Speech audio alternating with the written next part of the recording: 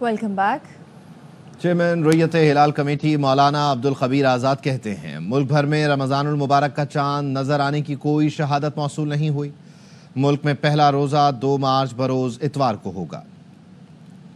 کسی بھی مقام سے ماہ رمضان المبارک کا چاند نظر آنے کی کوئی شہادت موصول نہیں ہوئی اور عدم روئی۔ اتفاق رائے سے فیصلہ کیا گیا 1 رمضان المبارک 1446 ہجری 2 مارچ 2025 بروز اتوار کو ہوگی۔ سعودی عرب میں رمضان المبارک کا چاند نظر آ گیا۔ پہلا روزہ کل رکھا جائے گا۔ سعودی سپریم کورٹ کی تصدیق کے بعد مسجد الحرام اور مسجد نبوی صلی اللہ علیہ وآلہ وسلم میں تراویح کا آغاز کیا گیا۔ متحدہ عرب امارات، مسقط اور عمان میں بھی کل پہلا روزہ رکھا جائے گا۔ Bharat, Australia, Sri Lanka, Malaysia, Singapore, Brunei میں رمضان کا چاند نظر نہیں آیا۔ پہلا روزہ اتوار کو ہوگا۔ دارالعلوم حقانیہ کوڑا خٹک میں خودکش دھماکہ، مولانا حامد الحق سمیت 6 افراد شہید اور 20 سے زائد زخمی ہو گئے۔ خودکش حملہ آور نے مولانا سے ہاتھ ملایا اور دھماکہ ہو گیا۔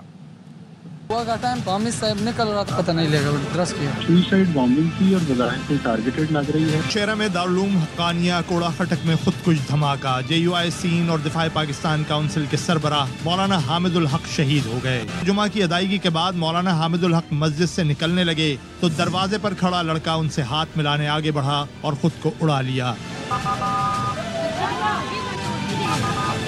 دعا کا ٹائم تھا، جب ایک لڑکا نکلا نا تو حامد صاحب نکل رہا تھا، اس کو سلام کر رہا تھا، کیا کر رہا اس کے بس اس کے بعد پتہ نہیں لگا درس کیا۔ دارالعلوم حقانیہ میں داخلے کے لیے 4 دروازے ہیں۔ پولیس کا کہنا ہے حملہ آور مولانا حامد الحق کے لیے مخصوص دروازے سے اندر آیا۔ یہ سوئسائڈ بامبنگ کی اور بظاہر کوئی ٹارگیٹڈ لگ رہی ہے۔ 20 لوگوں کی سیکیورٹی کی ڈپلائمنٹ کی، جس میں 17 مدرسے کی سیکیورٹی کے لیے، 6 مولانا صاحب کی سیکیورٹی کے لیے علیحدہ سمے ڈپلائی کیے ہوئے تھے۔ حملے کے بعد سیکیورٹی اداروں نے علاقے کو گھیرے میں لے کر سرچ آپریشن کیا، جبکہ بم ڈسپوزل یونٹ اور پولیس کی ٹیموں نے شواہد اکٹھے کر لیے۔ CCTV فوٹیج بھی حاصل کر لی گئی۔ خودکش بمبار کے اعضاء فورینزک کے لیے بھجوا دیے گئے۔ خیبر پختونخوا حکومت بتائے کہ وہ پاکستان کے ساتھ ہے یا دہشت گردوں کے۔ گورنر KP فیصل کریم کنڈی کہتے ہیں کہ صوبائی حکومت کو کرپشن چھوڑ کر امن و امان کے معاملے میں سنجیدہ ہونا پڑے گا۔ امن قائم کرنے میں ان کی کوئی دلچسپی نہیں۔ پہلے اس قسم کا واقعہ ہونا میں سمجھتا ہوں کہ بڑی الارمی سچویشن ہے۔ آج ہماری صوبائی حکومت کو اس پہ جاگنا پڑے گا اور اس چیز کو سیریسلی جو ہے اس کو دیکھنا پڑے گا۔ صوبائی حکومت جو ہے وہ سب کچھ میں جو ہے وہ انٹرسٹڈ ہے، لیکن امن امان میں انٹرسٹڈ نہیں۔ جو اپنی ریشیں کریں گے، کرپشن کریں گے تو ان کے یہی صورتحال ہوگی۔ مشت خیبر پختونخوا بیرسٹر سیف کہتے ہیں دارالعلوم حقانیہ پر حملہ کرنے والوں کو نہیں بخشیں گے۔ دہشت گردوں نے جنگ شروع کی، ہم منطقی انجام تک پہنچائیں گے۔ دشمن چھپ چھپا کر وار کر رہے ہیں۔ ہم نہیں لڑ رہے، جنگ ہمارے اوپر مسلط کی گئی ہے۔ جواب دینے میں ہم نے کبھی بھی سستی کا مظاہرہ نہیں کیا۔ دہشت گردوں کو اتنی سپیس اور اتنا موقع نہیں مل رہا۔ یہ اس طرح کے چھوٹے موٹے موقع پا کر کہیں ایک آدھ حملہ کر جاتے ہیں۔ اس کا مطلب یہی ہے کہ ہمارا ہاتھ بھاری ہے۔ یہ اسی طرح کونوں خدروں میں چھپ کر کبھی نہ کبھی کوئی وار کریں گے۔ جس نے بھی یہ کارروائی کی ہے اس کو کسی صورت بھی چھوڑا نہیں جائے گا۔ نہ ان سے ہمیں خوف ہے، نہ ان سے ہمیں ڈر ہے۔ اگر یہ جنگ انہوں نے شروع کی ہے تو اس جنگ کو منطقی انجام تک پاکستان پہنچائے گا۔ سیکیورٹی فورسز کی شمالی وزیرستان میں کارروائی، 6 خارجی مارے گئے ہیں۔ ISPR کا کہنا ہے کہ علاقہ غلام خان میں انٹیلیجنس بیسڈ آپریشن کیا گیا، ہتھیار اور گولیاں برآمد کی گئی ہیں۔ ہلاک خارجی سیکیورٹی فورسز پر حملوں، بے گناہ شہریوں کے قتل میں ملوث تھے۔ واپس آئیں گے بریک کے بعد، ہمارے ساتھ رہیے۔ Welcome back. FIA cyber crime Multan کی بڑی کارروائی، 12 ارب کا فراڈ کرنے والا گروہ گرفتار کر لیا گیا ہے۔ مزید جان لیتے ہیں بیورو چیف یاسر شیخ سے۔ جی یاسر، بتائیے کیا تفصیل سامنے آ رہی ہے؟ جی دیکھیے کہ شاید بتایا جا رہا ہے کہ ملک کی تاریخ کی ایک بڑی کارروائی جو ہے FIA نے کی ہے، FIA سائبر کرائم ملتان نے، کہ جہاں 12 ارب روپے کا فراڈ کرنے والی جو ہے فارکس ٹریڈنگ کے نام پہ، بیرونی سرمایہ کاری کے نام پہ، وینس گروپ آف کمپنیز کے نام سے کمپنی لانچ کی گئی تھی، جس کے اندر 200 سے زائد جو ہے شہریوں نے جو ہے سرمایہ کاری کی، اور تقریباً اس کا حجم جو ہے 12 ارب روپے سے زیادہ بتایا جا رہا ہے۔ FIA نے اس پہ کارروائی کی ہے اور تمام ایک ملزم کو جو ہے آج لاہور ایئرپورٹ سے گرفتار کیا گیا، زاہد صدیق کو، جبکہ اس کی نشاندہی پہ ملتان ماڈل ٹاؤن سے کارروائی کرتے ہوئے امتصال اکرم اور محمد اقبال کو گرفتار کیا گیا۔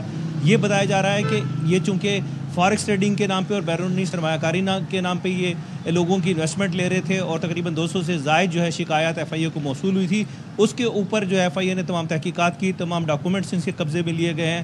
اب کی جو تازہ ترین اطلاعات ہے، تقریباً اس کمپنی کے وینس گروپ آف کمپنیز کے 12 ڈائریکٹرز کے نام اسٹاپ لسٹ میں ڈالے جا چکے ہیں اور ان کی گرفتاری کے لیے چھاپے مارے جا رہے ہیں. اچھا، کتنے لوگ اس سے متاثرہ ہیں اور یہ معاملات کب سامنے آئے؟ پہلا کس نے رپورٹ کیا اس کو؟ دیکھیے کہ اس میں اس وقت جو اطلاعات موجود ہیں کہ محمد شاہد نامی پہلا شخص تھا کہ جس نے کمپلیٹ ایف آئی اے کو لاک کی، اور اس ایف آئی اے کی جو تحقیقات کی گئی مزید 200 افراد جو ہے اس صرف ساؤتھ ریجن سے جو ہے سامنے آئے منظر عام پہ، کہ جنہوں نے بیرونی سرمایہ کاری کے نام پر کہ باہر ملکوں میں بزنس کے نام کے اوپر اپنے کروڑوں اور اربوں روپے جو ہے وہاں انویسٹ کیے. اور اس تحقیقات میں ایک سے بڑھ کر ایک جو ہے نئے نئے انکشافات سامنے آتے رہے. تازہ ترین صورتحال کے مطابق اس جو فراڈ کا دائرہ کار ہے وہ کئی ارب تک تجاوز کر سکتا ہے. انیشلی 12 ارب روپے کے جو فراڈ کو پروب کیا گیا ہے، اور F I A cyber crime سے ڈکلیئر کارروائی کرتے ہوئے کچھ لوگوں کی گرفتاریاں بھی ہوئی ہیں. بہت شکریہ یاسر شیخ. اقتصادی پریشانیاں کم ہوئی، معیشت مضبوط ہونے لگی ہے. I P S O S survey میں عوام نے معاشی ترقی پر اعتماد کا اظہار کر دیا. رپورٹ کے مطابق طاقت خرید بڑھنے سے پاکستانیوں کی امیدیں اور توقعات بھی بڑھ گئی ہیں. بہتر عالمی درجہ بندی سے غیر ملکی سرمایہ کاروں کو بھی اعتماد ملا ہے. سروے آیا ہے، ملکی بزنس انوائرمنٹ ہے، 55% پاکستانیوں نے اس پر اعتماد کا اظہار کیا ہے. آگے بڑھنا ہے اور بڑی محنت کرنی ہے. پاکستان درست معاشی سمت پر چل پڑا، خدشے کم ہونے لگے، امید بڑھنے لگی. آئی پی ایس او ایس کے تازہ سروے میں پاکستانیوں نے معاشی بہتری کی رفتار پر اعتماد کیا. پاکستان دوبارہ ٹیک آف کرنے کی پوزیشن میں آ چکا ہے. کنزیومر کانفیڈنس سروے میں 31% عوام کو اعتماد ہے کہ ملک درست سمت میں گامزن ہے. گلگت بلتستان اور آزاد کشمیر سمیت 4 صوبوں میں معاشی بہتری دیکھی گئی. 2025 حوصلہ افزا سال رہا. مہنگائی کی شرح میں 18% کمی ہوئی، جو 4 سال میں سب سے کم ہے. 5 گنا زیادہ پاکستانیوں نے سروے میں معیشت کو مضبوط قرار دیا. 1 سال کے دوران گھریلو خریداری میں سکون کی شرح 3 گنا بڑھ گئی. ذاتی مالی حالات کے بارے میں بھی امید مسلسل بڑھ رہی ہے. رپورٹ میں بتایا گیا ہر 5 میں سے 1 پاکستانی اگلے 6 ماہ میں بہتری کی توقع کر رہا ہے. ملازمت کی سیکیورٹی کے حوالے سے بھی عوام کے اعتماد میں 19% اضافہ ہوا. نتائج عالمی سرمایہ کاروں کے لیے مضبوط معاشی پاکستان کا مثبت پیغام بھیجتے ہیں. پاکستان کو سرمایہ کاری کے لیے امید افزا اور قابل اعتماد ملک کے طور پر دیکھا جا رہا ہے. پاکستان کی عالمی کنزیومر کانفیڈنس انڈیکس میں مثبت اضافہ ہوا ہے. مریم نواز کے اشتہارات پر تنقید. وزیر اطلاعات پنجاب عظمیٰ بخاری سابقہ حکومت کے اشتہارات نکال کر لے آئیں. کہتی ہیں مریم نواز کے اشتہارات میں اقدامات بتائے گئے، بزدار کے اقدامات میں خالی صفحے چھاپے گئے، بتانے کو کچھ نہیں تھا. پی ٹی آئی کا دور حکومت اسکینڈل سے بھرا رہا.